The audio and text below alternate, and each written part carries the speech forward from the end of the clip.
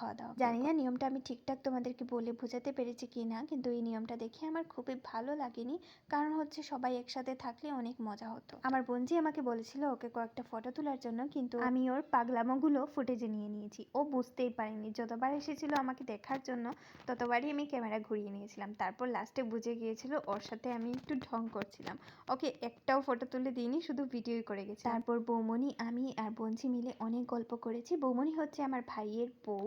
আগামীতে ওদের বিয়ে হবে। এখন ওরা রিলেশনশিপে আছে, ওদের ফ্যামিলি মেনে গেছে, আগামীতে ওদেরও বিয়ে হয়ে যাবে। ঘরে এসে দেখলাম ওরা সবাই বসে আছে। এখন গ্রামের লোকেরা এসে ওদেরকে দেখে যাবে, তাই আর এদিকে মাকে নিয়ে চলে আসলাম আমি খাওয়া দাওয়া। বিয়ে বাড়িতে আছি, তার জন্য মায়ের একটু মেনটেন হচ্ছে না খাওয়া দাওয়ার টাইম টেবিল, তাই ভাবলাম 2টো দিন হচ্ছে, হোক, কিছু করার নেই। তারপর আমি, মা, বৌমনি খেতে বসে গেছি। ওই সাইডে জিজু ওরা। তারপর দিদির বিদায় হয়ে গেল। সবাই অনেক কান্নাকাটি করছিল, মনটা অনেক খারাপ হয়ে গেছিল, তাই আমি আর একটাও ব্লগ নিতে পারিনি। আজকের মতো এতটুকু।